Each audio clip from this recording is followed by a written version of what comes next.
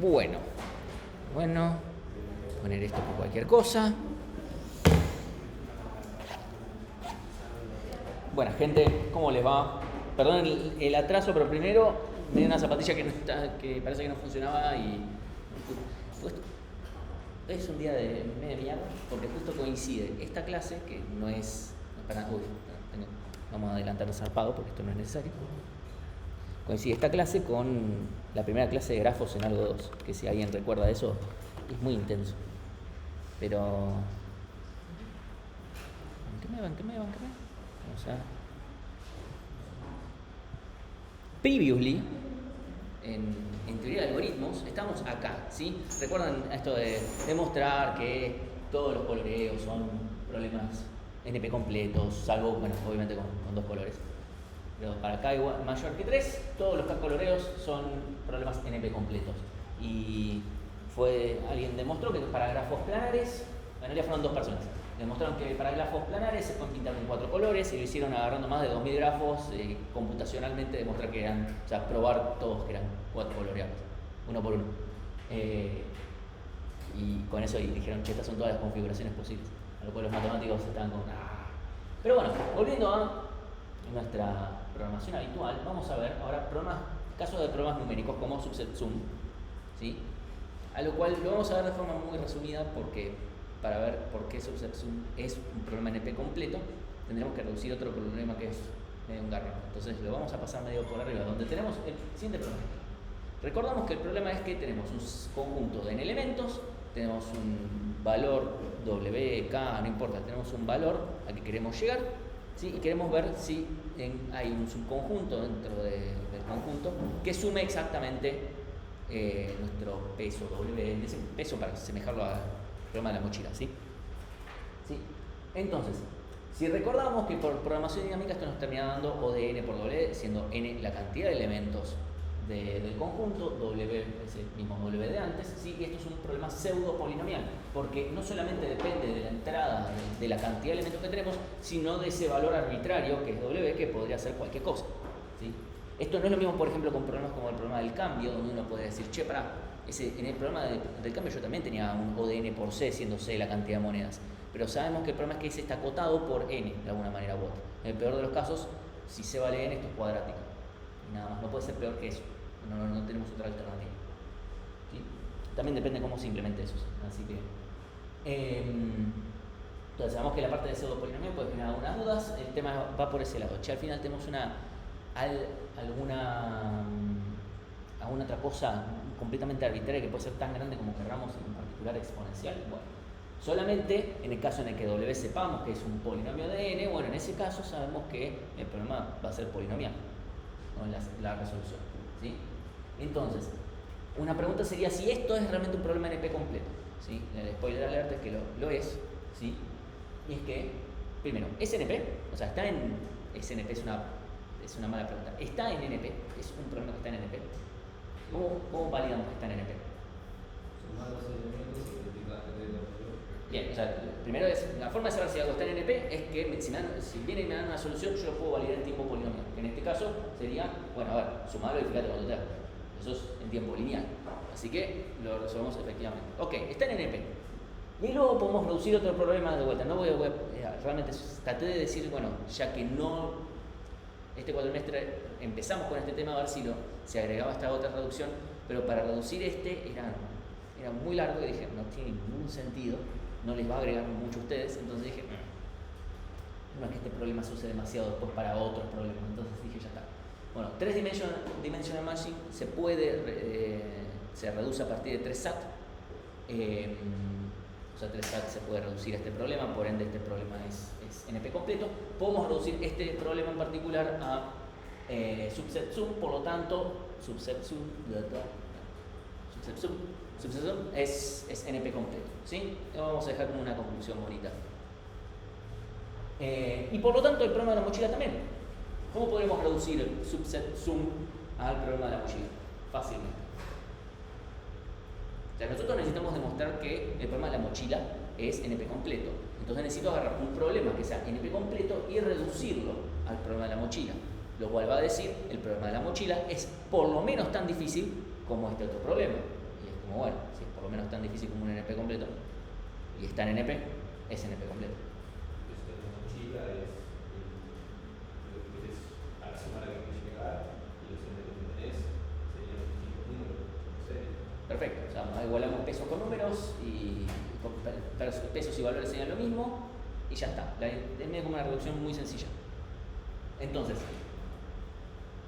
bueno, ya con eso lo tenemos resuelto y por lo tanto el problema de la mochila es al menos tan difícil como subset sum y por lo tanto es NP completo. También recordando el primer paso, está en NP porque si no hacemos esa pregunta podemos agarrar lo que es más difícil que todos los problemas en NP y eso no me dice nada. Si es un problema que ni siquiera está en NP, o sea que no es un problema que sea fácilmente chequeable su solución, bueno, esto no me diría nada. Primero necesitamos ver si eso no es NP completo. ¿Sí? NP completo son los problemas más difíciles que están en NP, entonces la primera condición es están en NP. Entonces, ¿están en NP? Sí, porque si me dan, porque podemos validar rápidamente que si viene si me da una solución, me dice que con estos valores, con estos elementos vos conseguís esta ganancia en particular. Bueno, buenísimo, listo. Con eso yo voy, sumo, me fijo que efectivamente los pesos de esos elementos no superen W, me fijo que ese peso sea, que el valor que obtenemos es exactamente el que queremos y listo, ya está. Con eso validamos en tiempo lineal que cumplan las condiciones. Entonces, algo que estuvimos viendo también en medio de esta familia son los problemas de scheduling. ¿Sí? Los problemas de scheduling ya vimos varios, especialmente en el momento de ver problemas greedy, pero también de formación dinámica. En el caso de los greedy, vimos varios que con ordenar estábamos bien, O de n log n, polinomial, fin. Vimos también uno que se puede resolver por programación dinámica, que se resolvía en tiempos cuadráticos, si lo recuerdan. Perdón, también eran, si no me equivoco, creo que eran O de n log n. Eran O de n log n, si no me equivoco. Ok, listo. También polinomial. Ok. Pero vamos a tener una pequeña variante. ¿Sí? Supongamos que yo tengo un problema más general. Yo tengo un problema que no solamente tiene deadlines. ¿Sí? Si recuerdan el problema que habíamos visto con programación dinámica, tenía deadlines. O sea, un momento en el que ya tiene que estar hecho una tarea en particular. Y una duración.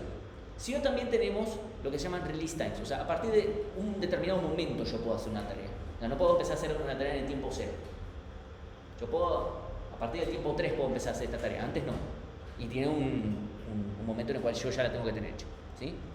Bueno, este problema con esa restricción, que parece como, nada más me está diciendo a partir de cuándo la puedes hacer, eso que parece una simple restricción hace que el problema sea NP completo. ¿Sí?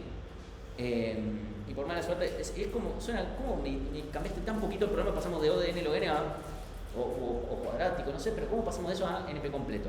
Bueno, recordamos que para el caso de coloreo de 2 a 3 pasamos de algo lineal a algo NP completo, así que eso por mala suerte en el mundo puede pasar. Y la demostración es a partir de subset sum. Lo que vamos a hacer es reducir subset sum a este problema de scheduling que recuerdo. Este problema de scheduling lo que tiene es duración de las tareas, tiene un momento a partir del que están disponibles y un momento a partir del cual tienen que estar terminadas. En el caso, lo que vamos a hacer es decir, vamos a tener un valor S, perdón, ahí no se ve, pero tenemos un valor S que es directamente la suma de todos los elementos del conjunto. ¿Sí? Simplemente suma. Las tareas que yo voy a tener que hacer, o sea, porque estoy reduciendo subset sum a nuestro problema, entonces voy a decir, ok, ¿cuánto rango de tiempo voy a tener en total? Va a ser S más 1. O sea, la suma de todos los elementos más 1, lo cual me da tiempo para hacer todas las tareas, claramente. ¿Sí? Voy a poner que para todos los elementos de mi conjunto, el release time, o sea, a partir del momento que puedo hacer, es 0. O sea, las puedo hacer en cualquier momento, a partir de cualquier momento. ¿Sí? Y el deadline es S más 1. Con lo cual puedo hacerlas en cualquier momento, en cualquier orden. A partir de acá, en realidad, si yo dejo el problema acá, todas las permutaciones son posibles, son todas válidas y son soluciones válidas. Lo que vamos a hacer es agregar una enésimo más una tarea, cuyo release time es W y cuyo deadline es W más 1. Con duración 1. ¿Sí? Con eso nos obliga a que esa tarea sí o sí se tiene que hacer entre W y W más 1, o sea, en ese tiempo, nos lo fija. Con eso nos fija que antes tuve que haber puesto elementos que sumen hasta W. ¿Sí? Necesariamente, cuando yo agarre y se lo pase al programa de scheduling, me van a tener que meter elementos anteriores que sumen hasta W. Ahí voy a decir, no pueden pasarse W ahí, evidentemente, necesariamente puede ser más chico. ¿Qué pasa si tengo lugares vacíos? No pueden haber lugares vacíos porque la sumatoria de todos los costos de todo, en total, es S más 1. Si yo dejo espacios en blanco, no me va a quedar espacio para terminar todas las tareas. Directamente, porque si todos suman S y yo te doy S más 1, y bueno, te pongo una tarea de 1 más, en total, no puedo dejar tiempos muertos. ¿Se ve que no puedo dejar tiempos muertos? O sea, si yo les digo, tengo tiempo para hacer 10 y pongo tareas que en total todas suman 10, no puedo dejar tiempos muertos. Bueno, tengo tareas para hacer 10, te agrego 11, pero te agrego una tarea de 1, seguís en el mismo problema. Yo puedo, hasta ahí sin ninguna restricción extra, yo puedo alternarlas en cualquier orden, pero no puedo dejar tiempos muertos. Eso es lo que se busca. No tengo tiempos muertos, buenísimo, pero lo que me pasa ahí es que si yo pongo una tarea que sí o sí empieza en W y termina en W más 1, como no pueden haber tiempos muertos, tengo que poner todas cosas antes que sumen W, necesariamente. Y bueno, después está lo que sobre, pero no me importa lo que sobre. Entonces, si este problema tiene solución, o sea, si el problema de scheduling con esta configuración, con esta mínima modificación de agregar un elemento más con esta restricción, tiene solución, o sea, puedo hacer todas las tareas, significa que el problema subset sum tiene solución. ¿Sí? Por lo tanto, pude reducir subset sum. ¿Vale? También vale la recíproca. Si no tiene solución, tampoco tiene solución subset sum. No puedo meter los elementos de tal manera que sumen W justo antes. Entonces, pude reducir subset sum a este otro problema de scheduling con distintas restricciones. Eso significa que este problema de scheduling es un problema NP completo, necesariamente. ¿Sí? Hasta acá, ¿estamos bien? Te veo con una duda. ¿No? ¿Sí? Todo esto porque, bueno, es como, esto termina siendo un juego de ingenio, a ver cómo puedo forzar este problema, transformarlo en esto otro, que a veces es medio, hay casos donde es medio obvio, y hay casos donde decís, ¿qué? Este caso me parece que es más o menos como cuando lo lees, tal vez les digo, dicen, ¿qué? Y cuando lo leen dicen, tiene sentido, está bien. Y no parece ni siquiera tan inteligente, pero terminan siendo todos los mismos trucos, son trucos numéricos, trucos de, bueno, a ver, yo necesito que me sume W, bueno, como para, le pongo una barrera acá, ¿sí? Y el chiste es esto de no poder dejar tiempos muertos. Ok. Y esto es muy importante, ojo, que es que hubo gente que dijo, yo voy a demostrar que P y NP son lo mismo, porque mira, subset sum es un problema NP completo y yo puedo resolver subset sum en tiempo polinomial en este caso. Y es como, pero soy choto, no puedes, o sea, para el caso polinomial. Es como, el problema NP completo es subset sum cuando no tengo información al respecto de W. Cuando tengo información no es, para el caso no sé, no me sirve así, ¿sí? Entonces eso es importante. Entonces, ahora la pregunta es si todo al final es NP, porque hasta ahora estamos en el mundo de lo NP. Y la clase de hoy se va a centrar a partir de ahora, se va a centrar es un poco un cierre donde vamos a ver distintas cosas de todo lo que va más allá. Le quería meter un poco de ejercitación también en el medio, pero dije, voy a terminar quemándolos un poquito más y los ejercicios que encontré eran un poquito más complicados. De todas formas, la clase del lunes van a ver con varios ejercicios salteados de los distintos temas, pero en particular también de reducciones. Que lo que vamos a ver es lo siguiente. Yo tengo un pequeño problema con NP, y es que NP por definición es todos los problemas que son fáciles, eficientes, que existe un verificador eficiente, son fáciles de verificar, que puedo verificar una solución en tiempo polinomial. Ok, todas esas son todas equivalentes. Sí, la definición nos indica que es fácil probar que algo es una solución, pero ¿cómo puedo decirles que algo no tiene solución? ¿Cómo hago para probar que algo no tiene solución? O sea, supónganse, Messi resolvedor de viajantes. Messi resolvedor de viajantes. Toma, dame un viajante de este grafo que me sume en total 15. Messi me mira y me dice, no tiene solución. Yo le digo, ok, ¿cómo puedo verificar eso en tiempo polinomial que no sea resolviéndolo yo de vuelta en tiempo? ¿Sí? Eso es un problema. Entonces, De vuelta, eso no implica que el problema del viajante no sea un problema NP, porque la definición de NP es me dan una solución y la puedo validar en tiempo polinomial. No me dice, no me dan una solución y valido. Entonces, eso no es un problema. Pero, entonces, si no la hay, ¿cómo hacemos para demostrar que no hay un camino de al sumo costo 100, ¿sí? en un problema del viajante? Bueno, acá lo que vamos a hablar son de complementos de problemas, ¿sí? O sea, vamos a decir que X con una rayita arriba, X complemento, X es un problema, X rayita es el problema complemento, es un problema donde algo que tenga solución, o sea, las soluciones de X no son soluciones de X complemento y las soluciones de X complemento no son soluciones de X.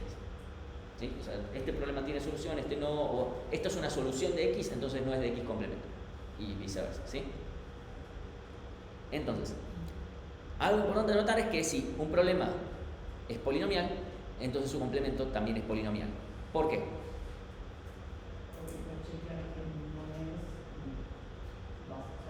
Claro, o sea, si me dicen, che, a ver, si una solución está en P, significa que lo puedo calcular en P, me dicen, a ver, este problema, no, ahora quiero resolver el problema complemento. Bueno, si resuelvo el normal, que está en P, eso me da una solución en tiempo polinomial, y si me dio una solución en tiempo polinomial es que no tiene solución en cosas, ¿sí? De vuelta, en el true o false. ¿Sí? Siempre estamos hablando de problemas de decisión. Entonces, si esto no tiene solución en el problema original, sí la tiene en el complemento y viceversa. Entonces, evidentemente, si yo puedo delegar en el otro problema y simplemente devolver lo contrario, también es un problema que está en P. Ahora, si un problema está en NP, su complemento está en NP, o sea, si un problema es fácil de verificar, su complemento es fácil de verificar,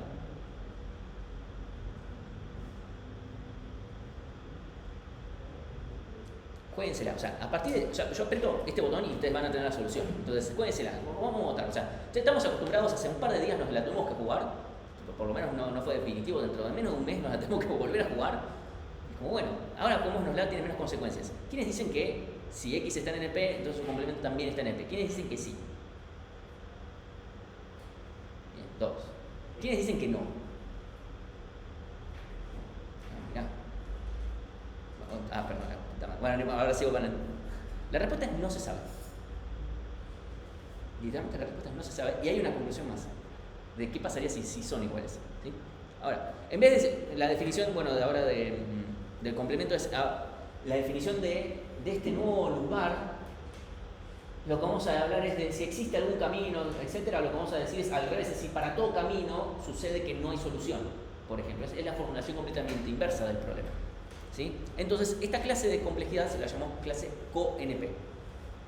¿Sí? No la vamos a ver mucho, pero sí por lo menos me parece importante mencionarlo, ¿sí? Si un problema pertenece a NP, es fácil demostrar cuando algo es solución. Cuando un problema pertenece a CoNP, significa que es fácil demostrar que algo no es solución o no tiene solución directamente. Si no existe un camino de largo, esa es la definición, ¿sí? Entonces, la gran pregunta es si NP y CoNP son iguales. No sabemos, se cree que no, pero además, ese se cree que no viene atado a otras cosas. Si NP y CoNP son diferentes, entonces P y NP son diferentes. Necesariamente. No necesariamente que si son iguales, P y NP sean iguales, pero si son diferentes, entonces P y NP tienen que ser diferentes sí o sí. Y vamos a ver por qué. ¿Sí? Vamos a hablar de método indirecto ahora, ¿sí? Vamos a asumir que P y NP son en efecto iguales y entonces vamos a llegar que NP y CoNP tienen que ser iguales entonces. Esa es la forma de demostrar que, bueno, si son diferentes es que P y NP no pueden ser iguales, ¿sí? Entonces, supongamos que tengo un problema que está en NP y por ende está en P, ¿sí? Porque acabamos de asumir que P y NP son lo mismo, ¿sí? Si un problema está en P, entonces un problema está en NP, está en P, por lo tanto, por lo que habíamos dicho antes, su complemento también está en P, que como dijimos que si un problema está si P y NP son lo mismo, entonces necesariamente el complemento está en NP, y por definición, ¿sí? Necesariamente X está en CoNP, ¿sí? Por la definición, si un problema está en NP, su complemento está en CoNP. Esa es la definición, ¿sí? Entonces, necesariamente X está en NP y X está en CoNP. Esa es por un lado, ¿sí? Por el otro, ahora veamos qué pasa si X en realidad está en CoNP. sea, partimos del otro lado. Si X está en CoNP, por definición, de vuelta, su complemento tiene que estar en NP. Y como su complemento está en NP, su complemento está en P por la hipótesis que teníamos. De vuelta, si algo está en P, su complemento también, y por lo tanto, como P y NP son lo mismo, X está en NP. Y por lo tanto, X está en CoNP y NP. Básicamente estamos diciendo que estos dos son iguales. Ninguno está contenido dentro del otro, ni nada por el estilo, son directamente iguales.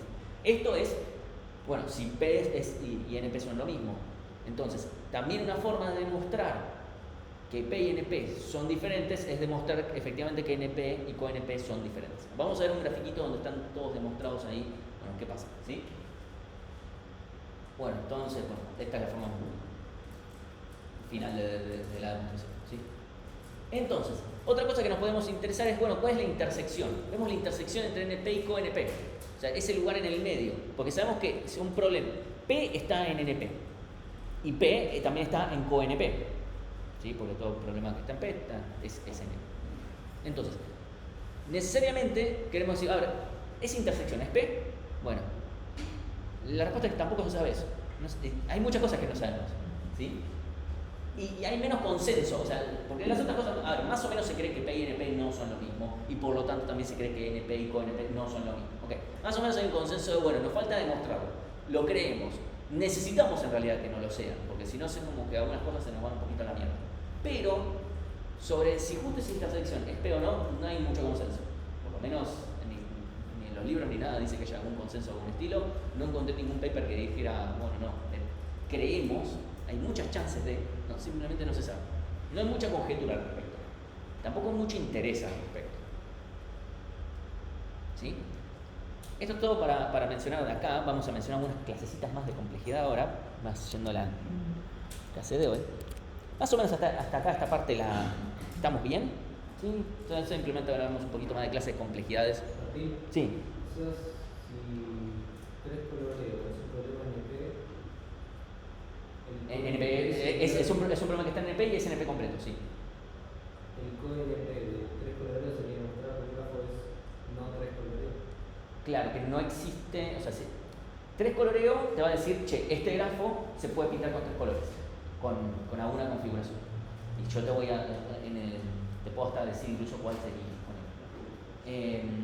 El CoNP sería que no existe ninguna forma de pintar este grafo con tres colores. No existe. Y te lo puedo validar rápido. El CoNP me sirve cuando la caja que me hace tres coloreos me dice que no hay solución. Claro, tampoco te la va a encontrar CoNP. El tema es que la vas a poder validar rápido. O sea, te va a decir true, no existe. Y lo podés validar rápido. Es una formulación teórica en realidad, no tiene mucho sentido práctico. Por eso es que lo sería como para decir que el otro algoritmo funciona bien. Sí, más o menos. La realidad es que ni siquiera existe mucho en el sentido práctico, esa es la verdad. Es muy difícil en realidad resolverlo. Es una enunciación más teórica. ¿Por qué lo mencionamos acá? Bueno, para darles el cuento completo. Evidentemente, estos son los 10 minutos que les pienso dedicar a esa parte y un poquito más que ahora vamos a mencionar al pasar. No, es simplemente para que tengan el cuento completo y que vean un poquito más de perspectiva respecto al problema, pero no tiene mucho más sentido práctico. Entonces, incluso si van al libro no van a ver ningún código escrito. Como, bueno, esta es la formulación teórica, hay un problema y tengo su complemento. A nivel conceptual. Si son problemas que están en P es más fácil, ahí se puede ya hablar de algo que es mucho más fácil de pensar. Pero los problemas en NP y menos NP completos es mucho más difícil. Por lo menos a mí no se me ocurre fácil cómo formularlos de esta manera que codearlos tiene algún sentido.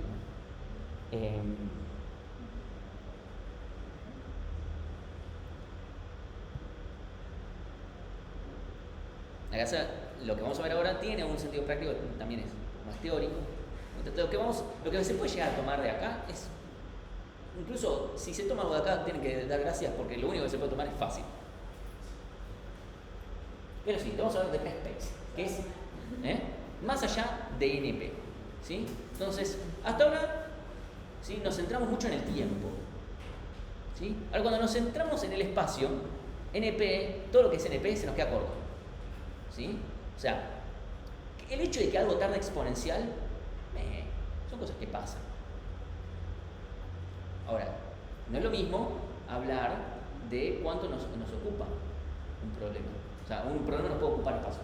Y obviamente estaba relacionado con, bueno, la mejor solución que hay, cuánto nos ocupa, ¿sí? Entonces vamos a hablar de cuánto nos ocupan ahora los problemas. ¿Y por qué el espacio es peor que el tiempo? ¿Por qué la dualidad de ese espacio-tiempo? ¿Por qué no podemos verlo como cosas separadas? ¿Y por qué el espacio puede ser más no es que sea más importante, pero es como que de repente gastar más espacio resulta peor que gastar más tiempo? Como que de repente gastar cuadrático en espacio parece estar peor que gastar exponencial en tiempo. No es tan así, pero va a quedar un poquito más claro, ¿sí? Space. Yo cuando lo vi así dije, parece un nombre de un canal de los 90. Como cuando no sabía nada del tema, dije, ¿qué mierda es esto? O pareció a MySpace. ¿Sí? O sea, básicamente Space son el conjunto de los problemas, ¿sí?, que consumen una cantidad polinomial de espacio. ¿Sí? Por supuesto no los problemas que ocupan una cantidad exponencial de espacio. Que los hay. ¿Sí? Entonces, por ejemplo, Mersor, ¿está en Space? Mersor, ¿ocupa una cantidad polinomial de espacio? Sí, ¿no? No se ocupa una cantidad lineal, ocupa más o menos 2n. Obviamente estamos hablando de espacio auxiliar. Ocupa logarítmico en la recursividad, más los arreglos auxiliares, más o menos un 2n, pero ocupa polinomial, ¿sí? Fibonacci.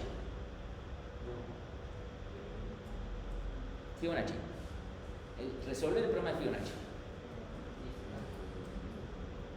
¿Cuánto nos ocupa? Volvemos a la programación dinámica. ¿Qué es el enésimo Fibonacci? Sí, obtener el enésimo elemento de la secuencia Fibonacci. Bien. Hasta les diría peor, se puede resolver en tiempo constante, en espacio constante. Se puede resolver en espacio constante. Si somos mala leche y lo hacemos en espacio lineal, en cualquier caso es polinomial.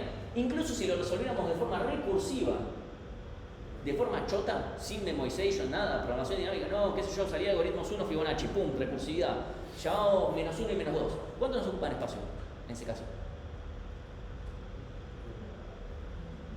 Nos ocupa lineal.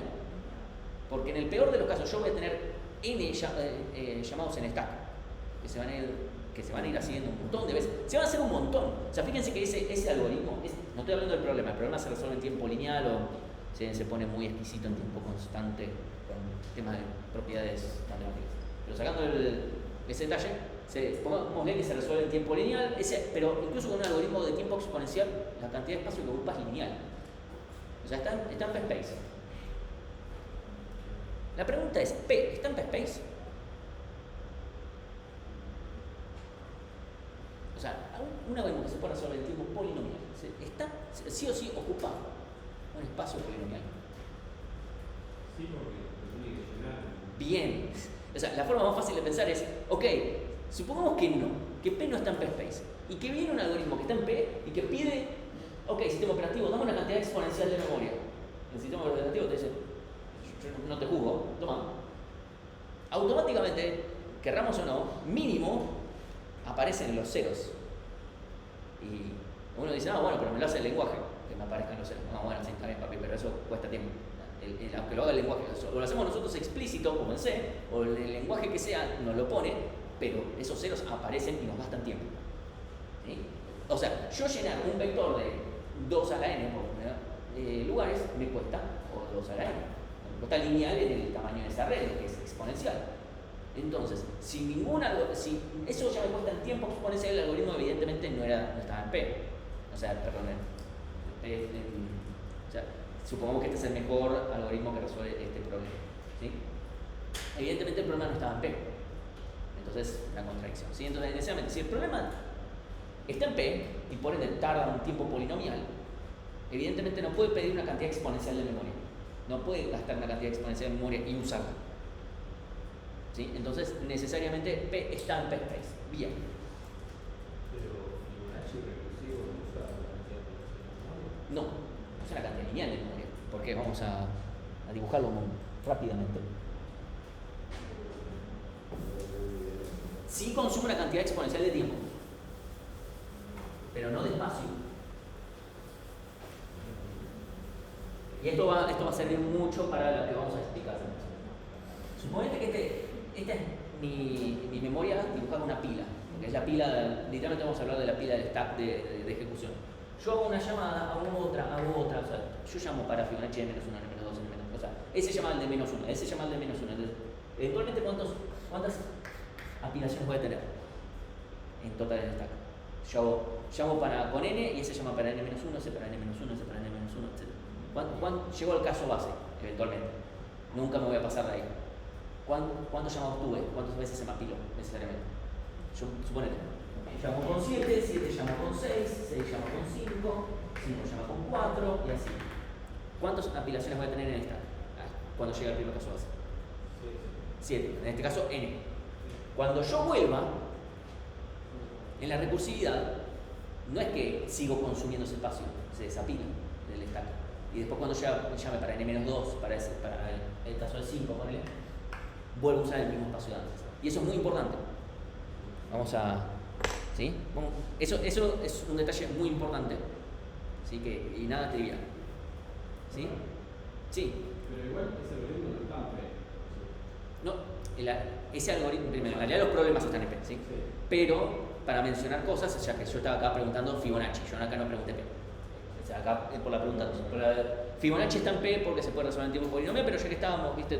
Nos abre la pregunta, bueno, a ver, hablemos de los algoritmos, ya que y está bueno lo de la aclaración de cómo funciona el stack, que se reutiliza. ¿Sí? Entonces, supongamos que voy a contar de 2 a la 2 a la n-1, de a 1, es el INE. ¿Por qué? No hay por qué. Porque tengo ganas.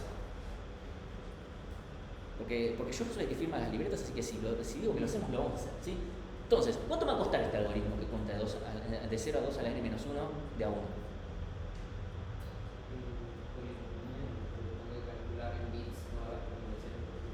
Bueno, literalmente estoy diciendo contar de 0 a 2 a la n-1.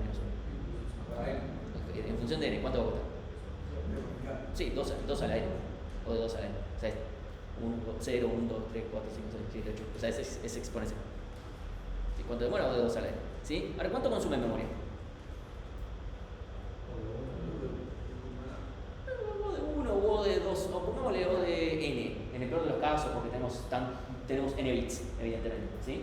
Pero es polinomial, evidentemente, ¿no? O sea, si alguien se quiere poner en o de 1, bueno, yo debería decir, che, estamos contando hasta 2 a la n-1, tenemos n bits. Digámosle o de n, ¿sí? Pero sigue siendo polinomial. ¿Sí? Ok, vamos. Esto sí. Ahora, importante, y retomando esto de por qué Fibonacci está en P-Space, evidentemente, es lo siguiente, que es... El problema anterior es una pelotudez, evidentemente. ¿Quién carajo se va a poner a contar de 0 hasta 2 a la n-1? Pero el problema es el siguiente, que hay evidentemente recursos que se pueden reutilizar y recursos que no. O sea, el espacio se puede reutilizar, el tiempo no se puede reutilizar, ¿sí?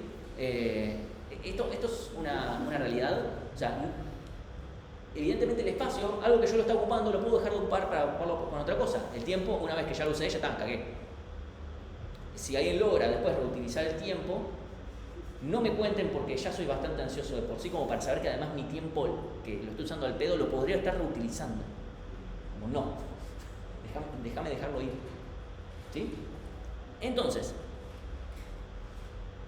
más allá del momento filosófico, ahora vamos a empezar a hablar de problemas NP completos. ¿Sí? Pongamos nuestro viejo amigo 3SAT. ¿Sí? 3SAT se puede resolver en espacio polinomial. Supongamos que literalmente me hago mi arreglo de n bits y me pongo a probar todas las combinaciones. O sea, n bits, si yo tengo n bits, directamente puedo ver todo el 2 a la n-1, ¿sí? O sea, puedo ver todas las combinaciones. Si yo tengo n variables, con un arreglo de 2 a la n-1 bits, o sea, ya está resuelto. No hay problema, ¿sí? Yo ya tengo directamente con n bits, lo puedo resolver. Me pongo a probar todas las combinaciones, me pongo a contar 1, 2, 3, 4, 5, 6, 7, 8 y voy probando en realidad en el binario cuáles son los valores. No les digo que lo resuelvan a 3SAT así, pero se puede resolver así, ¿sí? Pero eso significa que, evidentemente, este algoritmo es evidentemente exponencial, no está haciendo nada raro, pero es de espacio polinomial. Entonces, estoy usando la misma lógica de antes, ¿eh? Entonces, estoy pudiendo resolverlo. 3SAT, tiempo exponencial, nada que nos sorprenda. 3SAT por ahora no lo podemos resolver mejor que eso, con espacio polinomial. Y 3SAT es un problema NP completo. Como es un problema NP completo, todos los problemas en NP se pueden reducir a 3SAT. Y 3SAT se puede resolver en tiempo polinomial. Eso significa que todo problema en NP se puede resolver con espacio polinomial. Todo problema en NP. ¿Sí? Todos los problemas en NP se reducen a tensor, que se resuelven en tiempo polinomial, ergo, todo se resuelve. Y además recuerden que además se reducen polinomialmente. Yo no puedo reducirlo y consumir espacio exponencial en mi reducción, porque no sería una reducción polinomial, no, me estoy consumiendo más tiempo.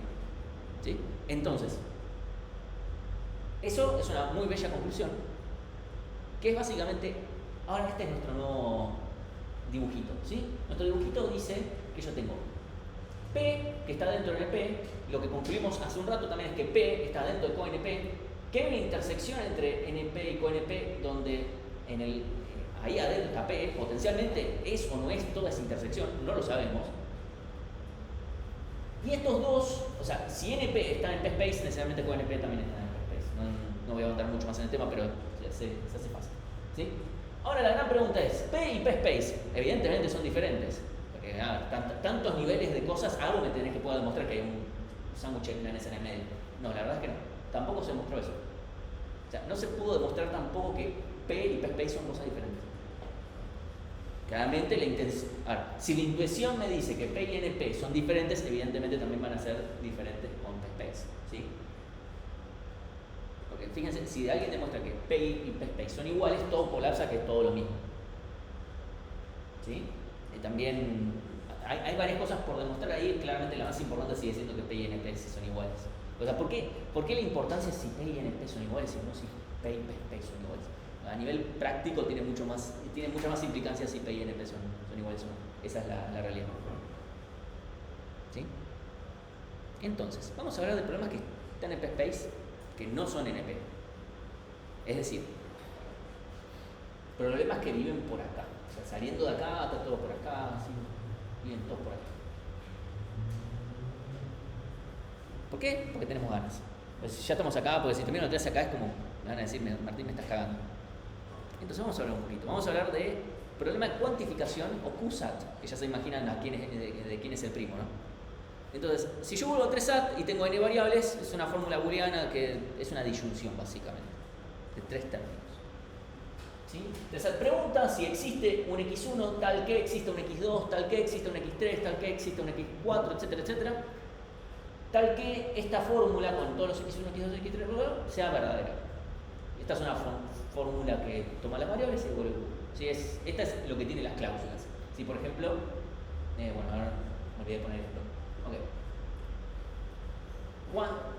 Quantified 3SAT o QSAT para los amigos plantea parecido, que es existe un x1 tal que para todos los x2 existe un x3, para el cual todos los x4 existe un x5, etc. Cambiamos que de repente existe un x1 tal que para todos los x2 posibles, o sea, 0 y 1, ¿no? X1 y puede valer 0 y 1. Son variables, todas estas son variables booleanas, así que está todo bien. Pero ya nos obliga a decir, che, 0 y 1. Tenemos que probar, esto vale para los dos valores, no solamente para uno. ¿Sí? Ejemplo, supongamos que yo tengo esta formulita. La pregunta es si existe algún x1 para el que todos los valores de x2 existe un x3 tal que para... Bueno, sí, existe un x3, ahí está. Sí, no. O sea, ¿existe un x1 para el que todos los valores de x2 existe un x3 tal que todo esto sea verdadero? Esa es la pregunta. Y si se lo ponen a ver a ojo, les va a costar un buen tiempo. O sea, imagínense, esto tiene solamente 4 cláusulas, 3 variables, y ya van a estar un muy buen rato diciendo, a ver, si x1 vale true, y después x2 vale true, pero también tengo que ver si x2 vale false, también vale. ¿Sí? Esto tarda un montón de tiempo. Solamente por cambiar un poquito las condiciones, ¿sí? Bueno. La pregunta ahora es, ¿cuánto espacio consume esto? A ver si esto está en P-Space, ¿sí? Bueno, si yo voy y me creo un arreglo, me creo 2 arreglos y los voy pasando, y se crea 2 arreglos y los va pasando, y crea 2 arreglos y los va pasando, fíjense que esta ecuación de recurrencia tiene una muy parecida a Fibonacci. Acá hay un polinomio, sí, no lo ven bien, pero es polinomio. Supónganle que es O de 1, no importa. Si esto ya es O de 1, si recuerdan, esa sería la ecuación de recurrencia de Fibonacci, que ya era exponencial. Y acá estamos viendo espacio, ¿sí? Fíjense que acá no pongo TDN, pongo SDN, SD space. ¿Sí? Entonces, evidentemente esto es exponencial. Exponencial es malo o feo que acá. Pero bueno, Si yo reutilizo el espacio porque no hay ninguna razón para, no, me tengo que usar este arreglo y ahora este otro arreglo, de vuelta, tengo que usar dos arreglos diferentes, puedo directamente usar el mismo otra vez y sin ningún tipo de razón hacerlo dos veces. ¿Sí? Directamente me queda esta ecuación que me queda n por pdn, no importa cuánto sea, es eso de 1, pero no importa, lo que importa es que esto es un polinomio. Entonces usat está en space. Significa, yo puedo resolver usat en espacio polinomial. Tiempo se les regalo. ¿Sí? Ahora, fíjense que no es tan fácil, esto no está en NP. ¿Sí? Si yo les doy acá un par de valores, se tienen que empezar a fijar un montón de cosas. ¿Existe? Sí existe. Mirá, acá tenés con estos valores, pero también es para todos los valores de estos. Imagínense eso para una cantidad muy grande de variables, es enorme la combinatoria de cosas. O sea, es muy difícil de validar. Vamos a hablar más de juegos de dos jugadores. Juegos de dos jugadores suelen estar en space, es decir, ajedrez está en space. ¿Sí? Se puede resolver en espacio polinomial. Go, el programa con el lenguaje, también está en space. Y lo que se llama Competitive Facility Location Problem. Que menos mal que leí la hoja al pie, la nota al pie que le puse a esta diapositiva antes de entrar a la clase, porque si no pinto. El juego es el siguiente, ese juego que juega la gente de computación cuando está muy al pedo. Y no les digo ni siquiera a la gente de computación, la gente que acaba de cursar TDI y dice, no, estoy re manija. Por alguna razón. Lo que dice es el siguiente, es un juego de a dos donde cada jugador tiene que ir eligiendo, o sea, aparece un tablero que se establece un grafo. Jugamos sobre un grafo, obvio, porque estamos en computación, jugamos sobre grafo. ¿Sí? Tenemos un grafo, ¿sí? Y tenemos que ir eligiendo un nodo. Yo voy pintando mi nodo de azul y el otro tiene que elegir otro nodo. Cada nodo tiene un valor adentro, ¿sí? Yo puedo elegir un nodo cualquiera en tanto y en cuanto el conjunto de los nodos que yo voy eligiendo formen un independent set. Porque pintó.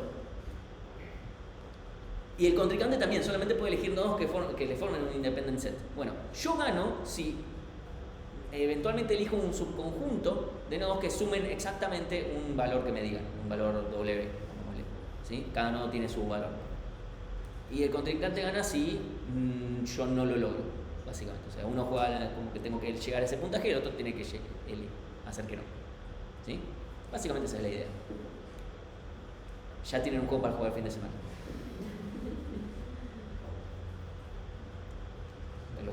Los hinchas de River ya saben que pueden hacer el 4 de noviembre.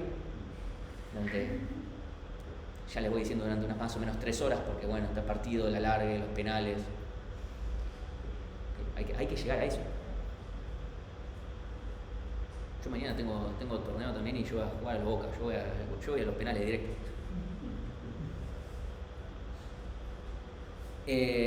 Bueno, el ejemplo con Competitive Facility Location, porque son todo medio lo mismo, ¿sí? O sea, en este caso también, paso a paso yo puedo reutilizar el mismo arreglo una y otra vez, yo puedo llamar recursivamente con un montón de cosas y esto puede tardar tanto tiempo como querramos, pero al final del día yo pueda usar una cantidad polinomial de espacio, ¿sí? Es fácil verlo, ok, yo llamo y siempre voy a estar reutilizando, ya sea si estoy contando mis alternativas con un arreglo o llamo recursivamente y eventualmente la recursividad llega a su fin, tiene n vértices, eventualmente lo voy a terminar y voy a volver en la recursividad. Puede tardar un montón, pero en espacio va a consumir una cantidad polinomial de espacio, ¿sí? Entonces, los problemas de planificación en general, esto voy a tratar de pasarlo. Las operaciones logísticas con diferentes recursos, materiales, humanos, ayudas en escenas de desastres humanitarios, por ejemplo, en caso de terremotos, etcétera, operaciones militares, juegos de un jugador como un cubo Rubik, tienen algo en común. O sea, ya sé que decir cubo Rubik versus una operación militar parece que no tiene nada que ver, pero son planificaciones, ¿sí? Son situaciones de planificación, son todos problemas que están en PSpace, ¿sí? Como generalización de los problemas de planificación podemos decir que yo tengo un conjunto C0 de condiciones iniciales tengo un conjunto C estrella de condiciones finales a los que yo quiero llegar. Y quiero ver justamente si de C0 puedo llegar a C estrellita. ¿Sí? Básicamente. Entonces yo tengo un conjunto de operaciones u operadores o uno, etcétera, que yo puedo aplicar. Yo puedo pasar de un estado a otro aplicando nuestros operadores. ¿Sí? Entonces, tengo algunos prerequisitos, tengo algunas operaciones como agregar cosas a una lista, quilombo más, quilombo menos. Lo voy a llevar a un ejemplo un poco más terrenal para que se entienda a dónde estamos yendo. ¿Sí? La pregunta al final del día es si es posible aplicar una secuencia de operaciones desde C0 para llegar a C estrellita, o sea, asterisco, como quieran llamarlo. ¿Sí? Y básicamente esa es la idea. Entonces, para llevarlo a un terreno un poco más terrenal, vamos a tratar de plantear el siguiente problema. El problema de las jarras, que a veces lo planteo en algoritmo 2, muchas veces no llego, pero no pasa nada. ¿Qué es lo siguiente? Yo tengo una jarra, tengo un bidón de 5 litros, tengo un bidón de 3 litros, y yo lo que puedo hacer es llenar el bidón de 3 litros, y yo quiero llegar a tener un bidón de 4 litros lleno. No tiene ni forma de medir, no es que pueda agarrar el de 5, ponerle el de 4 litros y ya está. ¿Sí? O sea, no tengo un bidón de 4 litros, sino que tengo solamente el de 5 y el de 4, y quiero que el de 5 termine con 4 litros.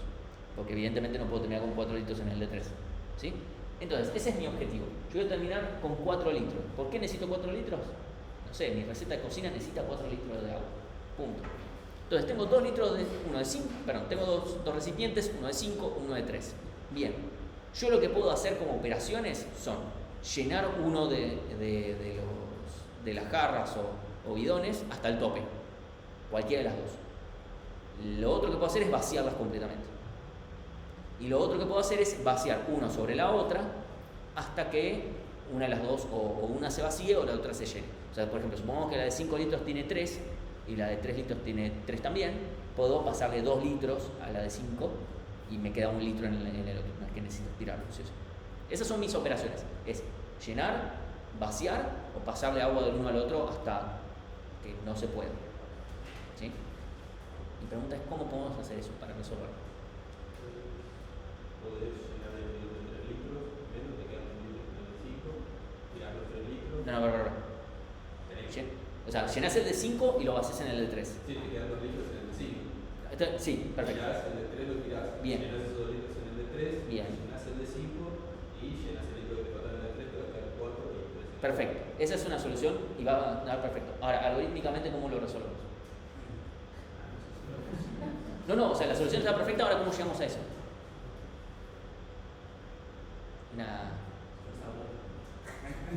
No, fuerza bruta, pero, o sea, eventualmente sí podemos ver todas las alternativas. Evidentemente este problema en PSpace tenemos 2 variables y qué sé yo, no sé. Pero, en realidad no es tan obvio que está en PSpace. ¿Qué podemos hacer, no? En general es más fácil verlo cuando lo den algoritmos 2 porque lo den en una clase que es evidente de cuál es el tema. ¿Puedes codificar todas las acciones posibles como, no sé, posibilidad de ser aire? Sí, pero nos va a costar ver cómo pasar de un paso al otro. A ver. ¿Cómo? Bien, tenemos un grafo. Porque un grafo puede ser un grafo de estados. Una de las primeras aplicaciones, que es un grafo nos permite modelar un montón de cosas. Siempre cuando no tengo idea qué hacer, me hacen esta materia es, ¿dónde puedo meter un grafo acá? Como el último parcialito de algo 2, ¿dónde meto un grafo acá? Es evidente porque es el parcialito de grafo, ¿no? Así que no hay mucha más vuelta. Pero acá es, no sé, grafos. Y de grafos, después veo Independent Set, Vertex Cover, no sé, otra porquería, pero por lo menos partamos de un lado. Incluso hasta podemos hacer TRISAT después, eventualmente, cuando ya le encontramos la mano. Tenemos un grafo. Si tenemos un grafo de estados, supongamos que empiezo mi estado inicial tengo los 2 bidones vacíos. Estoy en el estado 0 litros, 0 litros, 0, 0. ¿A qué estados puedo pasar? Como primera acción. ¿A 0,3 o 0,5 o 5,0? No sé, como quieran, me da lo mismo, no sé, tengo acá algo escrito, pero evidentemente puedo pasar a esos. Y después, desde cada uno de esos estados, puedo pasar a otros estados. E incluso se me puede repetir alguno y eso lo puedo saltear. ¿Qué puedo hacer entonces? ¿Qué estoy haciendo? sea, imagínense que existe ese grafo que me mueve. ¿Qué le puedo hacer a ese grafo? Para encontrar cómo llegar de mi posición inicial 0, 0 a tener 4, 0. Ese es mi estado final. Llegamos a 4 y 3 y tiramos el agua. Vamos a hacer un BFS y nos va a dar directamente la cantidad mínima de pasos, ¿sí? Directamente, si yo a ese grafo le hago, ¿sí? Ahora ese grafo no tiene por qué existir, ese grafo puede estar en nuestra imaginación. Eso es algo que yo les dije muchas veces en algo 2, es los grafos están aunque no lo vemos. Si no, yo puedo no ver el grafo y están, especialmente cuando estamos hablando de casos de estado, ¿sí? Entonces, yo tengo un grafo implícito para el pasaje de estado, ¿sí? Paso de X, Y, puedo decir que paso a 5,Y, ese es un estado al que yo puedo pasar. El otro estado al que puedo pasar es X,3. Otro estado al que puedo pasar es 0,Y, o sea, vacío el primero, X,0, el segundo. O el máximo, sí, o sea, esto directamente es paso agua del uno al otro o al revés, ¿sí? Esto estoy pasando agua, nada más. Entonces, quiero pasar de 0, 0 al 4, 0. Acá yo solamente aplico un BFS, ¿sí? Hagámosle un seguimiento y vamos a seguramente llegar a la misma solución, ¿sí? 0, 0, aplicamos 5, 0 y 0, 3, ¿sí? Lo que hemos dicho antes, y de este pasamos a este le pasa agua a este, nos queda el 2, 3, 5,3 porque yo lleno este de acá, 5,3 también porque lleno este de acá, pero el estado repetido, decimos, este estado ya está visitado, ¿sí? Y 3,0, ¿sí? Es paso toda este agua de acá, del bidón de 3. Y así seguimos, ¿sí? O sea, más allá de una forma u otra, vamos a seguir aplicando esta lógica. Y eventualmente llego a 4,3 y este llego a 4,0 y ya. ¿Sí? Entonces, este es mi camino. 4,3 y ese paso 4,0 si queremos agregar ese. Nuestros estados finales pueden ser cualquiera que empiece con 4 también. Con DFS también se puede aplicar. Esto lo tengo porque es más fácil llegar con BFS. Ahora bien, este es un caso muy particular, es un caso de planificación, ¿sí? Pero es un caso particular relativamente sencillo. Pero el chiste es, supongamos que mi problema de planificación, que también tengo condiciones iniciales, quiero llegar a condiciones finales, yo aplico operaciones, esas operaciones me llevan a diferentes estados, yo puedo aplicar mi mismo BFS tranquilamente, ¿sí? Entonces, yo tengo un grafo implícito con nodo todas las 2 a la n configuraciones posibles, ¿sí? Tengo de true o false el estado de esta configuración está activada o no, o lo que fuera, ¿sí? Entonces, todos los posibles subsets de C, ¿sí? C son todas las posibles combinaciones, bueno, todos mis posibles subconjuntos, ¿sí?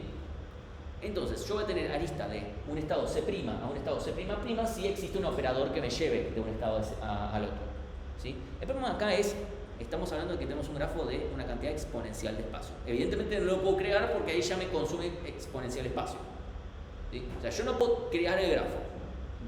Ok, mala suerte. No lo podemos crear. Evidentemente tengo un problema. BFS mínimo implícito o explícito tiene ese diccionario de visitados para tiene ese diccionario de visitados, o conjunto de visitados, para no repetir vértices, porque si yo repito vértices me quedo loopeando hasta el infinito. Y si yo tengo un lugar donde voy guardándome los estados por los que pasé, evidentemente me voy a guardar todos los estados, en el peor de los casos.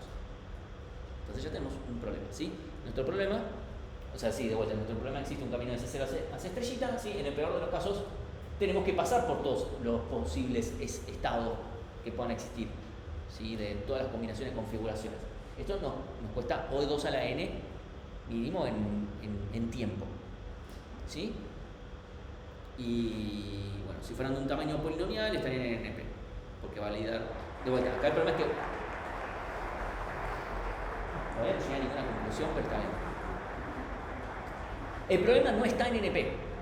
¿Por qué? Porque si yo les digo, acá tenés una cantidad exponencial de configuraciones, toma, fíjate, acá es como llegar de C0 a C estrellita, es como, bueno, para validar lo mínimo lo tengo que iterar, y es una cantidad exponencial, así que, o sea, ya el hecho de ver, ya mirar la resolución ya no es NP, como, bueno, ¿qué hagamos? También no está en NP el problema, ¿sí? Pero vamos a tratar de ver cómo podemos resolver el problema usando la cantidad más chica de espacio que se pueda. Opción 1, crear nuestro grafo de configuraciones, no, porque si nos creamos un grafo de configuraciones de una cantidad exponencial, cagamos. Si hacemos el BFS simulando el comportamiento, también cagamos, porque tenemos nuestro mínimo, nuestro conjunto de visitados que ya está, nos ocupa espacio. O sea, tenemos que hacer un BFS sin hacer BFS. Vamos bien. Sabemos bien a dónde tenemos que ir, ¿sí? Entonces, la pregunta es, ¿para qué mierda vimos el de las jarras si no podemos hacer un grafo y no podemos hacer BFS? Y la segunda pregunta es si cagamos. No. La realidad es, ¿por qué le mostré lo de las jarras? Para entender lo anterior. No para ver la solución. Porque yo al principio cuando leía no había ningún ejemplo, era como, ¿qué mierda está hablando esto de las planificaciones? Hasta que entendí. O hasta que, no sé cómo fue que entendí que el de las jarras era un problema parecido. Pero me parecía la forma más didáctica de entender qué mierda estábamos viendo antes. Entonces, solución de Savage, que vino un tipo y dijo, acá tenemos un problema. Sí, lo que vamos a hacer es que BFS lo que hacen es mantienen un historial muy grande, lo que acabamos de decir es ¿por qué nodos pasé? Y vamos a resolverlo sin guardar ese historial. Y ahí vamos a decir, ¿cómo? ¿Sí? El problema es que vamos a hacer algo parecido a división y conquista.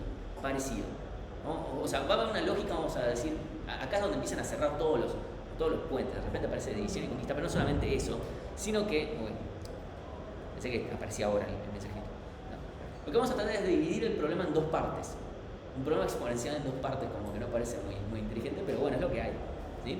Entonces, queremos dividir el problema en dos partes y lo que vamos a buscar es que con resolver la mitad, después yo puedo reutilizar el espacio, que es el chiste. El problema era ese, que no podemos reutilizar el espacio si vamos usando así nomás las cosas. Entonces, supongamos que mi función recibe path, o sea, mi función se llama path, camino, ¿sí? Que va de un C1 a C2 con hasta mucho longitud L. ¿Sí? Es decir, quiero ver si existe un camino que nos lleve de C1 a C2 con a lo sumo una cantidad L de pasos. Nada más. Nuestro problema, yo lo llamo a esta función con C0 hasta C estrellita con a lo sumo 2 a la N pasos. Alguien puede decir, Martín, ¿cómo podrías? O sea, como que este número es muy grande, ¿no? Bueno, pero si existe, como mucho va a ser así. Si no llego es porque no existe, no existe un camino posible, no existe una forma para llegar desde mis condiciones iniciales, aplicando estas operaciones, hasta mi estado final deseado. Eso básicamente. Entonces, el problema de BFS, también de FS, pero BFS es como más obvio si quiero buscar un camino, tal vez. ¿Sí? Entonces, el problema es que BFS tiene una lógica medio de programación dinámica, no lo tomen al pie de la letra, Primero porque no quiero que le empiecen a tomar idea a BFS. BFS ya lo conocen, es un amigo, pero el problema es que BFS medio que dice, ok, yo calculé todos los caminos mínimos hasta el paso anterior, entonces ¿qué es lo mejor que puedo hacer ahora? ¿Sí? Es medio como que hace eso, yo calculé todos los caminos mínimos hasta todos los vértices que vi hasta ahora, entonces para los siguientes, ¿qué es lo que viene? Entonces, lo que hace es decir, ok, de C1, o sea, si yo quiero obtener de C1 a C2, lo que hago es obtengo de C1 hasta C' y de C' me fijo, bueno, quiénes tienen como adyacente a C2. ¿Sí? Yo obtengo todos los anteriores a C2 y recién hay pasos perdón. C2 son todos los que llegan a... es mi estado final, sí, perdón. Estoy confundiendo con cómo tengo que decirlo. C' son todos los que llegan a C2, o sea, directamente llegan, tienen como adyacente a C2. O sea, son un paso justo antes. Entonces, lo que yo digo es, ok, obtengamos los caminos que llevan hasta C', desde C1 hasta C', y después simplemente da un paso extra. Pero ahí el problema que tengo es que mi recursividad solamente gana en un pasito, gana de un pasito. Es lo mismo que tenía Fibonacci, como ganando un pasito, nada más, y tengo mi exponencialidad en otro lado. Entonces, si BFS genera una enorme cantidad de configuraciones posibles, pero solamente reduce en 1 a L. Y es donde perdemos, por reducir en solamente 1. O sea, yo veo, ok, directamente hasta el siguiente paso, y vi todas las combinaciones, pero solamente, ok, terminaste, y reduje en 1 a L. Es una cagada, ¿sí? Entonces, ¿por qué tenemos que ir por los adyacentes? Es la gran pregunta. ¿Por qué tengo que ir por los adyacentes? ¿Por qué no puedo ir a la mitad? ¿Sí? Lo que yo voy a hacer es decir, me cago en los adyacentes.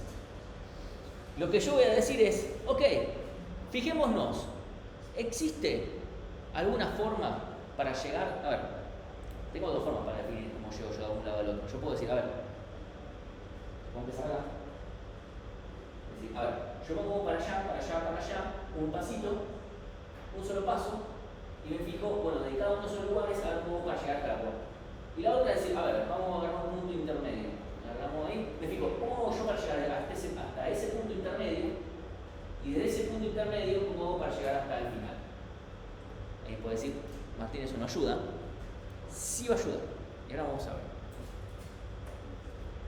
ver. De vuelta, no nada más nos importa el true o false. De si se puede o no se puede, así que nos olvidamos todo lo demás. Entonces, como solo nos importa el true o false, se descarta cualquier otra cosa, cualquier espacio que usemos no nos importa demasiado. Entonces, lo que voy a hacer es hacer lo siguiente. Sabemos que el logaritmo en base 2 de L, nuestro L original era 2 a la n. El logaritmo en base 2 es n. ¿Sí? Entonces, yo voy a hacer hasta n llamados recursivos. Si yo voy dividiendo a la mitad. Si yo voy a ir llamando, ¿sí? Yo voy a, por cada posible C', me voy a fijar si existe un camino de C1 a C', y de C' a C2, cada uno con longitud L sobre 2. ¿Sí? Tengo una cantidad zarpada de llamados recursivos con esto. Pongámosle 2 a la n llamados recursivos. No estoy diciendo que esto tarde poco, tarda un montón, pero a mí no me importa el tiempo acá, me importa el espacio. Entonces, ¿cuántos llamados recursivos tengo? Potencialmente exponenciales. Ok, mala suerte, es lo que hay. Peor es irse a la B. Entonces, tenemos una cantidad exponencial de llamados recursivos, pero cada uno de esos llamados recursivos, al final de todo, cuando lleguemos al final de la recursividad, en el stack van a consumir n. ¿Por qué? Porque yo voy dividiendo a 2, dividiendo 2, dividiendo 2, dividiendo 2. El problema. Yo voy haciendo, che, hay hasta 2 a la n, bueno, 2 a la n menos 1, 2 a la n menos 2, etc. Voy dividiendo, eventualmente voy a llegar hasta el logaritmo base 2 de L, que es n. N es la cantidad de configuraciones posibles, no los estados. ¿Sí? Entonces, logrando esto, o sea, fíjense que el algoritmo tiene sentido. Es como si yo digo, a ver, empiezo desde ahí, me fijo cómo llega a la puerta, agarro todas las otras baldosas y digo, bueno, a ver, para cada una de las otras baldosas me fijo, puedo llegar desde esa baldosa a esa en 2 a la n dividido 2 y después de ahí hasta allá, hasta 2 a la n dividido 2 y así, eso para cada uno de los lugares. Sí. ¿Qué era n? Sí, perdón. N es la cantidad de quiero hacer lo que puedo decir. No. Después me van a desmentir. Si Martín dijiste cualquier cosa. Ahí está. S0 es estrella. Tengo K operadores. Buena pregunta. Me olvidé del tabla. Entiendo yo que son las posibles. Posibles configuraciones, no los estados, o sea, distintas cosas que construyen el estado. ¿Sí? O sea, yo tengo en cada lugar tengo distintos estados que están definidos por distintos parámetros, pongámosle. ¿Sí? Y los parámetros esos serían, en este caso, bueno, medio. En este caso serían las jarras, ¿sí? O sea, las jarras son dos parámetros, pero la cantidad de configuraciones posibles son mucho más grandes. Sí. No sé, ya tenés una X cantidad de condiciones posibles para ir resolviendo el problema, porque en las jarras ya teníamos una X cantidad de movimientos. Sí. Eso no lo podría hacer en el problema de programación dinámica de cuántas formas hay de subir un escalón en base a cuántos estamos resolviendo. Sí, pero te va a consumir en una cantidad exponencial, ese es el problema. Pero en programación dinámica, ese problema de escalones entraría en P o P y eso está en el P-space. Ese problema está en P y por supuesto está en P-space. El problema acá es que este caso es mucho más general, donde tenés n también configuraciones posibles para atrás. No sé si se puede reducir tan simplemente el problema. Ese es el tema. Incluso este problema no está en P. O sea, no está en NP tampoco, porque acá tenés las exponenciales, los exponenciales pasos que tenés que seguir, lo miraste, ya está.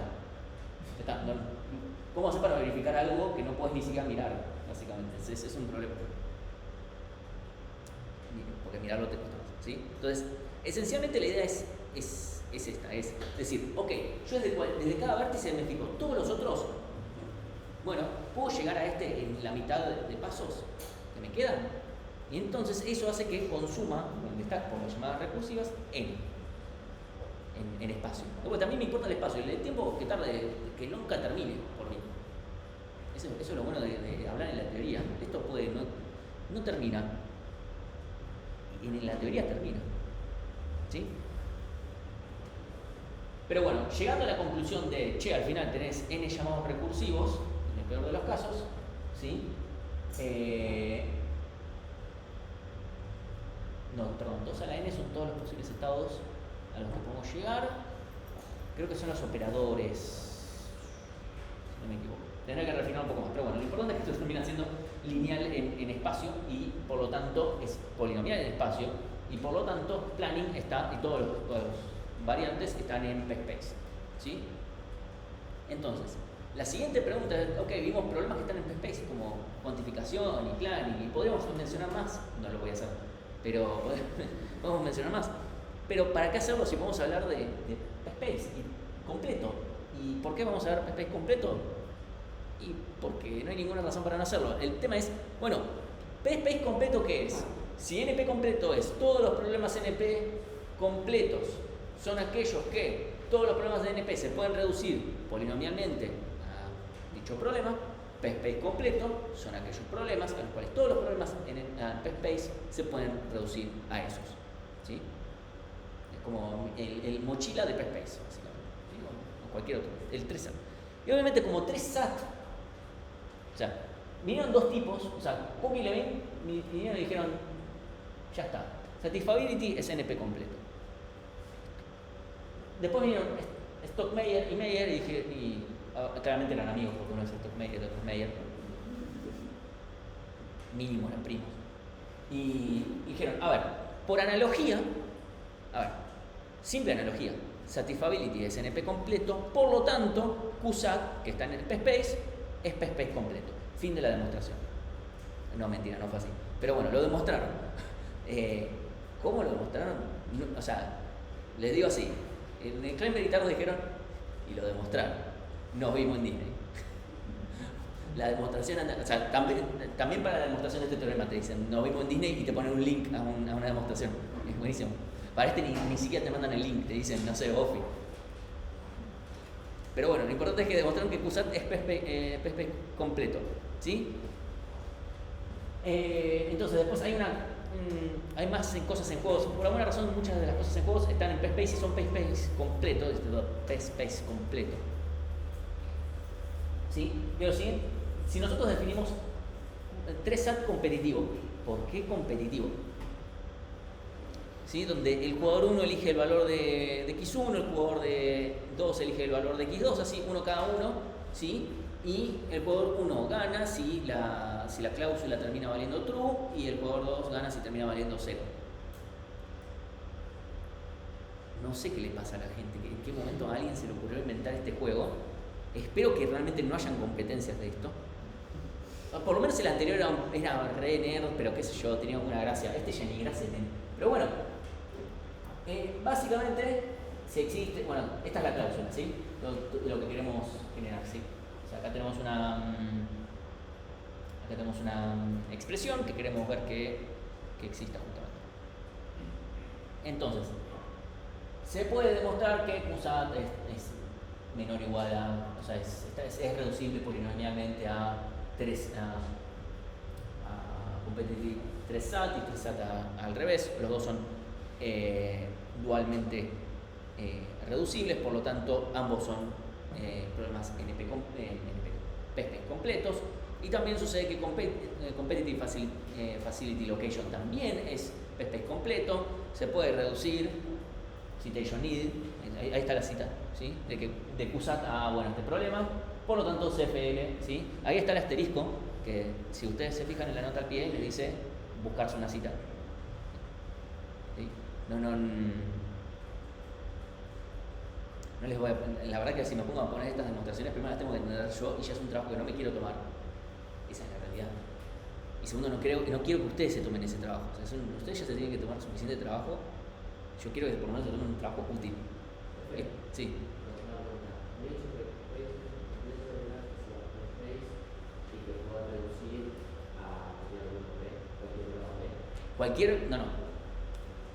Así, NP completo son aquellos problemas en NP al que todos los problemas de NP pueden reducirse.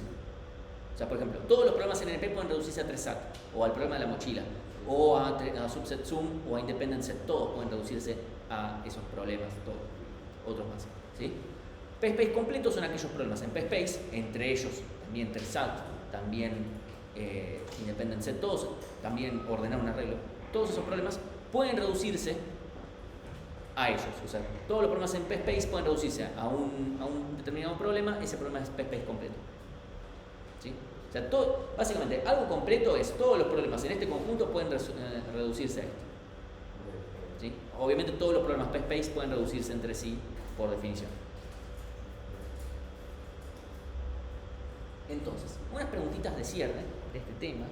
Este ya es medio turbio, ya sé, como no quiero hacer muchas preguntas porque no quiero escuchar las respuestas, lo entiendo.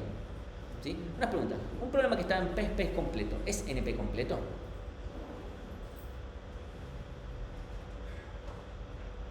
¿Es cierto que todos los problemas que están en NP se pueden reducir a PSpace completo? O sea, todos los problemas que están en NP se pueden reducir a un PSpace completo. Sí. ¿Eso significa que entonces PSpace completo es NP completo? ¿Por qué no?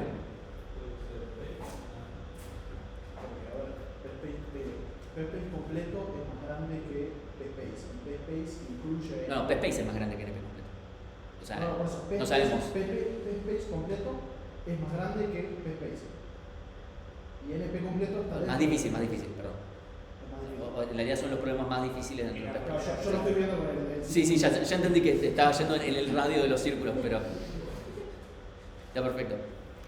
El tema, sí, obviamente va por ahí, pero el tema va más por definición. NP completo son aquellos problemas en NP a los cuales todos los problemas de NP pueden reducirse, y los problemas PSpace completos, por lo menos no se sabe, que estén en NP. Entonces, por lo menos a priori no están en NP. Hasta que tanto alguien demostrar que los problemas están en NP, no lo están. Entonces, los problemas PSpace completos, problemas que no están en NP. Todos los problemas NP completos y todos los de NP están en PSpace y por ende se pueden reducir a PSpace completo, pero al no estar en NP no son NP completos, ¿sí? Entonces ahí aparecen otras definiciones, ¿sí? No son NP completos, sino que se llaman NP difícil. Si alguna vez escucharon NP hard significa es al menos tan difícil como un NP completo. Es básicamente, a ver, si dibujamos NP, los NP completos son los que están en el bordecito de NP, ¿sí? Porque son los más difíciles. Bueno, NP hard, NP difícil, son aquellos problemas que empiezan ese bordecito incluyéndolo para afuera. Todo. ¿Sí? No mucho. ¿Sí? Incluye NP completo también. O sea, empiezan NP completo. O sea, NP hard son aquellos problemas que son al menos tan difíciles como los NP completos. Es decir, que un PSpace completo es NP hard. ¿Sí? ¿Cómo se puede ser más difícil que completo? Los PSpace completos son más difíciles, a priori, salvo que se muestre que PSpace Pero eso en términos espaciales, no temporales. Hablamos de dificultad de problemas. A nivel de definición de dificultad de problemas, o sea, cómo los conjuntos están. Todos los problemas que están en NP, todos, incluyendo los NP completos, están dentro de PSpace. Todos. Están dentro del conjunto de problemas. Están en el conjunto de problemas más difíciles de PSpace, que son los PSpace completos. Todos los problemas en NP se pueden reducir. Fíjate, 3 SAT, dijimos, mira, lo puedo reducir lo puedo resolver en tiempo polinomial, fácilmente. Y hay problemas PSpace completos más difíciles que eso. En realidad, son problemas de guía, usables, o sea, que no es como, mirá que el juego tan hermoso. Entonces, son más difíciles, salvo que se muestre que todos son todo lo mismo. Siempre cuando digo esas cosas es asumiendo que P y NP son todo diferentes y bla, ¿sí? Entonces, en sí son más difíciles. De vuelta, no nos estamos poniendo porque ahí también juega la dificultad en espacio, fijémonos que está todo poniendo por todos lados. O sea, es más difícil, porque mínimo necesitas andar a comprarte una compu que lo pueda resolver. Si ya te tenés que comprar una compu con una memoria de la concha del mono, porque, mirá, mis 16 GB no me son suficientes, y eso parece un poquito más difícil. Como, mira, mis 16 GB de RAM se la bancan con este, tarda 15 semanas. Pero bueno, es lo que hay. Pero no, de la otra no, me tengo que comprar una compu directo, porque si no, no lo puedo hacer. Además de que tarda las 15 semanas, me tengo que comprar otra compu. Es más difícil, o sea, objetivamente hablando. Sí. Los NP difíciles, entonces no son NP. Sí, es que empiezan en NP completos y son de ahí a más difíciles. Y el tema es que NP difícil también sirve para otra cosa, que son para los problemas de optimización. Definimos que los problemas de optimización son, no podemos decir los NP completos, porque los NP completos son para problemas de decisión. Para los problemas de optimización decimos, bueno, cuando un problema es NP completo, pero estás hablando de la versión de optimización, decís NP difícil, NP hard. Ya, por ejemplo, hablamos del problema de la mochila, que queremos el máximo, no una mochila que cumpla exactamente con este valor, sino el máximo valor. Bueno, ahí lo que hablamos es de NP difícil. De vuelta, lo podemos resolver usando la decisión, llamándolo varias veces usando búsqueda binaria, pero bueno, la definición es que usamos NP hard para eso, ¿sí? Entonces, vamos a hablar de, esta es la última diapo, no les voy a quemar más cebollo con estas cosas, porque a mí no me interesan, esa es la verdad. ¿Qué le sigue a PSpace?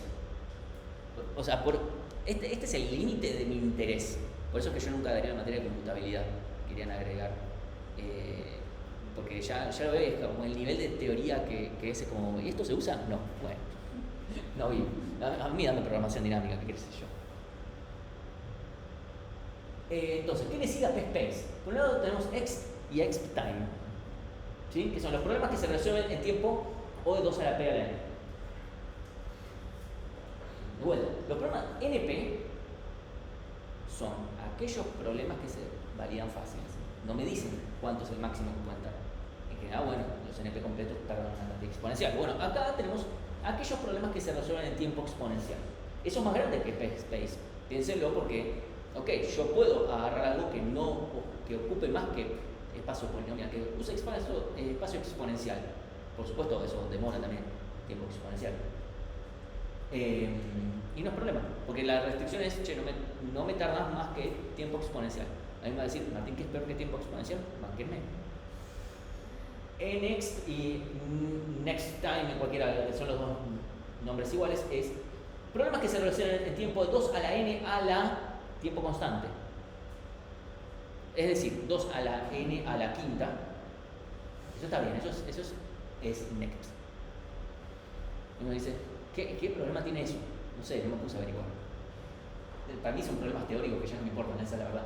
Xspace son aquellos que se resuelven en espacio exponencial y los anteriores entran en este. Después está R, y de este vamos a hablar un poquito más adelante. Sí, ya empezaron a meter a tantas letras que dijeron, che, saquémosle de vuelta, volvemos a nuestro viejo P y NP.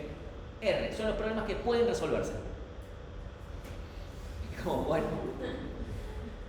¿hay problemas que no pueden resolverse? Efectivamente, hay problemas que no pueden resolverse. Y ahí es donde aparece nuestro viejo Alan Turing y dice, che, hijo, hay problemas que no pueden resolverse. Y le dijo, sos pelotudo, obvio que se pueden resolver. Vos lo acabas te creaste eso que se llama computadora, vamos a poder resolver todo. Y dijo, no, mira, acá tenés tesis doctoral.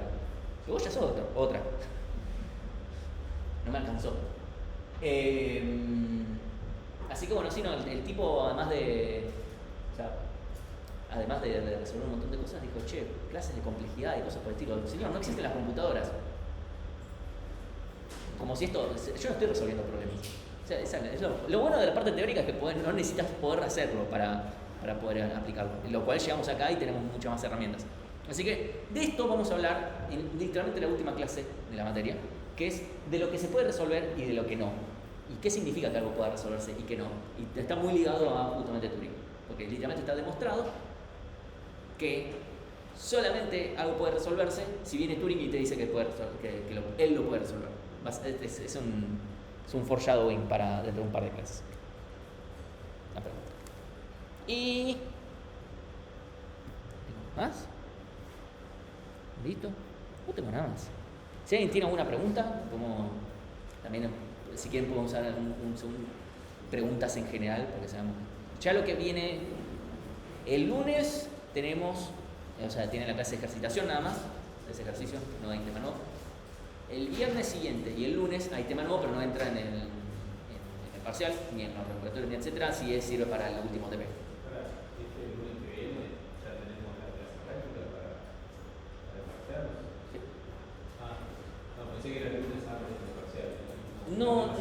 Eso fue una discusión que tuvimos con ese de si manteníamos la clase justo antes del parcial o justo después, y dijimos, lo llamamos, qué convenía hacer, y fue, no, dejémosla igual, porque si la hacemos tal vez muy cerca del parcial, tal vez no le sirve tanto. Esa fue la realidad. Preferimos agarrarlos antes, porque después tal vez justo hicieron el ejercicio que nosotros ya les mostramos y es como, bueno, como que no tiene mucha ganancia. Esa fue la decisión. Así que bueno, para de grabar acá. Sí. Todo esto es lo que sería la clase de complejidad. Esto de clase de complejidad, sí, también todo lo de NP y P y todo eso también es una clase de complejidad. ¿Qué se puede tomar de esto? Está el problema, está en P-Space. Sí. O sea, literalmente. Pero después. Y que no respondan sí porque es P, entonces. Bueno, igual nunca les vamos a preguntar eso sobre un programa que es P. O sí porque está en NP y todos los programas en NP. Si me responden eso, como, pone un poquito más de onda, decime para tu caso. Sí. P eran los problemas que se podían resolver en tiempo polinomial. Sí. NP, que su verificador es el tiempo polinomial. Sí, que se pueden validar eficientemente, que se pueden validar rápidamente, que se pueden validar en tiempo polinomial, todos equivalentes. Ok. Pero ahí no tendría mucho sentido relacionar uno con otro, porque una cosa es resolver el problema y otra cosa verificar la solución. Claro, es cierto, pero se ha demostrado que P está adentro de NP porque todo problema que se puede resolver fácil, se puede validar fácil. ¿Por qué? Porque en el peor de los casos a vos te viene con una solución y vos podés decir, bueno, a ver, lo resuelvo, me dio lo mismo, o me dio algo que sea equivalente, y ya está. Y como la resolución es resolver, comparar todo polinomial. Esa es la demostración rápido a las chapas que te puedo decir de todo problema en P está en NP. Todos, necesariamente. Lo que no se sabe es la vuelta de si todo problema en NP está en P. Ok, ¿Sí? pero si NP no nos dice qué tan difícil es el problema. No. NP te habla sobre o sea, sí te habla de la dificultad. Porque ya por el hecho de decir todo problema que está en P está en NP, te está diciendo todos los problemas que están en NP son por lo menos tan difíciles como los que están en P. O sea, los que están en NP y no estén en P necesariamente son más difíciles. Pero NP por definición no era los problemas se pueden verificar. Sí, fácil. Pero no te dice cómo se puede solucionar. No. Pero si se pueden solucionar con un algoritmo polinomial, necesariamente se pueden verificar, están en NP, pero no la vuelta. Eso significa, necesariamente esto es más difícil. O sea, tengo problemas que son, si todos los problemas en P se pueden resolver al final del día, te lo mando en un NP completo, por poner los más difíciles de NP. ¿Sí? Todos los problemas que están en P, lo puedo mandar en un NP completo, significa, esto por dificultad. Recordad la definición de reducción. La definición de reducción es, ¿puedo usar esta otra caja para resolver mi problema? Si yo puedo usar esta otra caja para resolver mi problema, significa que ese problema es más difícil que el mío. Suponete, no sé. No importa, yo le doy a Messi sabe resolver algún tipo de problema. ¿Sí? Y yo, no sé, sacarse 5 y meter un gol. Y por alguna razón mi problema de coloreo se puede reducir a Messi sacándose 5 y metiendo un gol. Listo, ese problema es más difícil que el mío. Es necesariamente más difícil porque si puedo usar ese para resolver el mío, Sí, pero si NP es más difícil o igual. no me decía que si es difícil el problema, no solo me verifica. Sí, pero puedo reducir todos los problemas P a problemas NP, a un NP completo. Todos son más difíciles, ese es el tema. Los problemas que están en NP que no estén en P, ¿sí? Claro eso. Necesariamente son más difíciles. Siempre hablando de reducciones. ¿Cuáles son los que están en el medio? Bueno, hay clase de complejidad en el medio entre P y NP completo.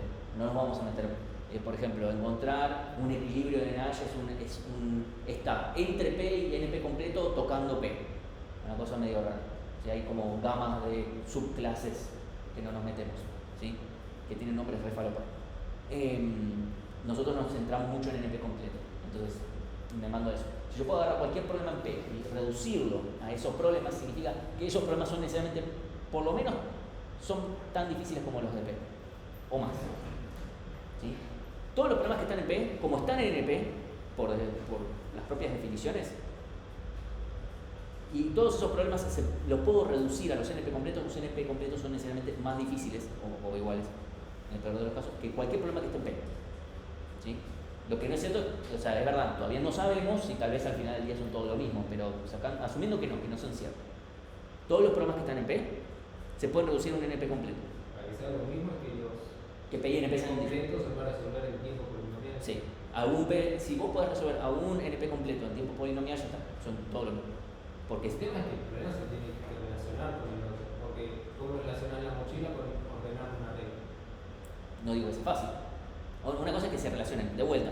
Vos podés agarrar un algoritmo que sea 2 a la 18 y ya. A ver, si yo te digo, podés resolver el problema de coloreo en 2 a la 18, no significa que podés reducir el problema. Si yo te digo que se puede resolver en tiempo polinomial, no significa que lo puedes resolver reduciendo cualquier problema. No significa que vas a poder agarrar el problema de la mochila y resolverlo en el ON. Pero tal vez lo puedes resolver en, no sé, si alguien encontró un algoritmo que sea 2 a la 18, bueno, será 2 a la 18. Ese es el tema, no te dice, listo, vas a poder resolver todo en O de 1. Porque en P es mucho más fácil ver qué es más difícil y más fácil. Porque tenés a O de 1, O de log n, etc. y tenés las gamas. O sea, ¿no? Y tenés más 2 a la quinta, 2 a la sexta, 2 a la séptima, 2 a la octava, etc. Y te va creciendo. En NP, sin meternos en demasiadas cosas medio raras, de vuelta, hay otras cosas. Por ahora nos mandamos todos en cosas exponenciales. O sea, pasamos de lo polinomial a lo exponencial sin escala. Hay escalas en el medio que son medio raras, ¿sí?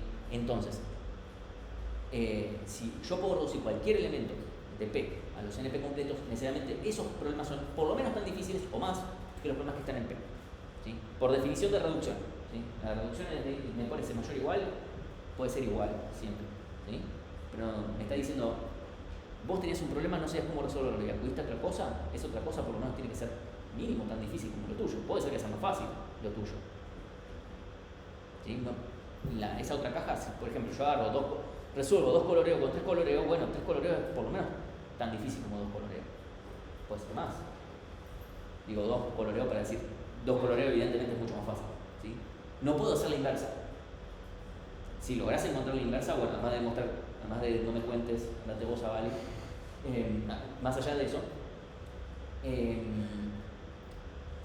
ahí demostrarías que todos los problemas, si vos podés reducirlo a una cantidad polinomial, ahora si lo podés reducir en 2 a la 17, sigue siendo polinomial, pero bueno, como el 2 coloreo es un problema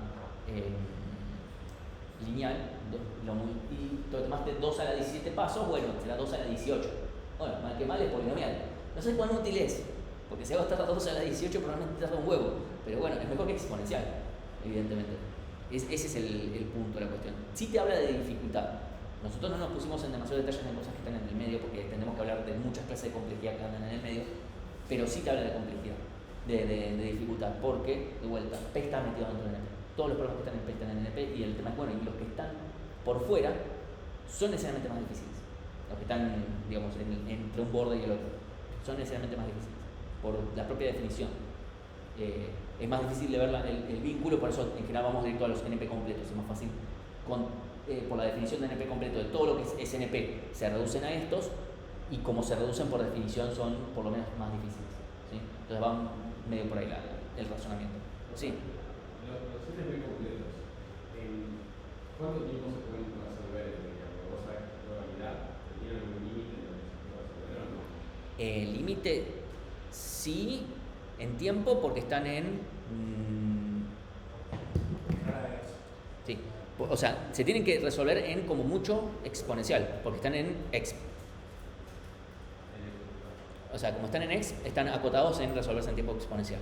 ¿Exp qué sería? El conjunto de problemas que se pueden resolver en tiempo exponencial. ¿Es más grande que PSP? Sí, porque también yo puedo tener un algoritmo que consuma espacio exponencial, por ende no está en PSpace, pero eso puede consumir tiempo exponencial. Tranquilamente. O sea, yo entiendo el problema de, ¿qué pasa si algo está en NP, pero no es NP completo? Eso es más difícil que uno que está en P, es más difícil de verlo si no nos ponemos a ver las clases de complejidad que hay en el medio. Es más difícil de verlo. Nos tenemos que poner allá en definiciones. Pero bueno, son esencialmente problemas que son más difíciles en términos de cosas. Si no, igual siempre podemos acudir a los bordes, que es la forma más fácil de compararlos directamente.